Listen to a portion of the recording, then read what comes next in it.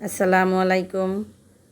তো আরেকটি নতুন রেসিপি নিয়ে হাজির হয়ে গেলাম আপনাদের সাথে।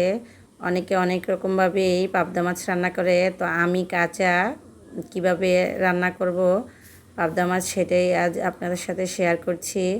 তো আমি মাছগুলো লবণ দিয়ে ভালো করে পরিষ্কার করে ধুয়ে নিয়েছি। তো এখন একটা বলে আমি এগুলো মাখিয়ে নিব।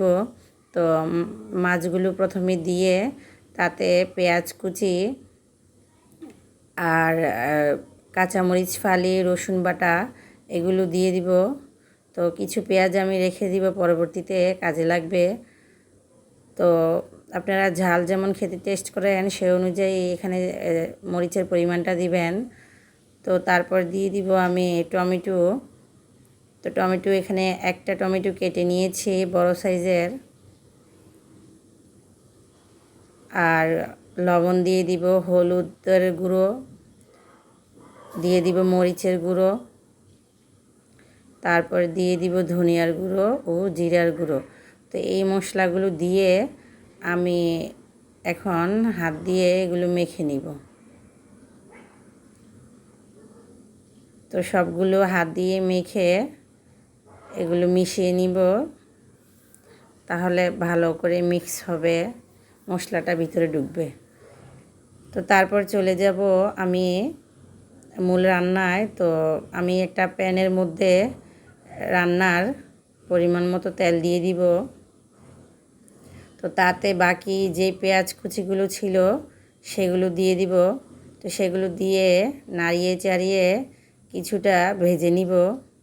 যখন পেঁয়াজগুলো একটু সফট হয়ে যাবে তখন আমি যে মাখিয়ে রেখেছিলাম মশলা দিয়ে মাছগুলো সেগুলো দিয়ে দিব। তো এগুলো দেওয়ার পর আমি এগুলো নাড়িয়ে চাড়িয়ে কিছুক্ষণ কষিয়ে নিব। তো আমি এখানে এগুলো আলতো হাতে মাখিয়ে নিব।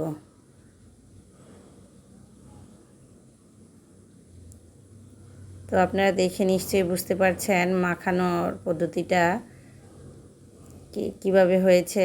আর এখন আমি যেই বলে মেখেছিলাম তো সেই বলটা একটু পানি দিয়ে দিব। পানি দিয়ে নাড়িয়ে চাড়িয়ে কষিয়ে তো আমি এটা লো থেকে মিডিয়াম টু লো হিটে আমি ঢেকে দিব।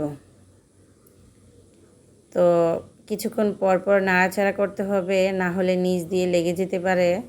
তো সে বিষয়টা খেয়াল রাখতে হবে। তো এইভাবে রান্না করলে আসলে অন্যরকম টেস্ট হয়। আপনারা অবশ্যই বাসায় একবার এভাবে ট্রাই করে দেখবেন, ইনশাল্লাহ ভালো লাগবে। তো এই যে নাড়িয়ে চাড়িয়ে মিশিয়ে নিয়েছি।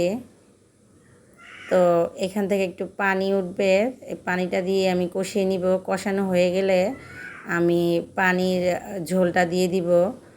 তো লবণ একবার চেক করে নিব, লবণ কীরকম হয়েছে। এখানে প্রয়োজনে আরেকটু লবণ লাগতে পারে।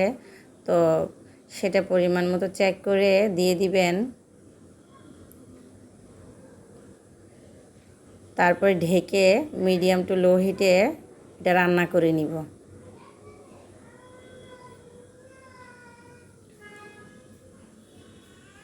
তো এটা রান্না হয়ে মাছগুলো সিদ্ধ হয়ে সুন্দর মতো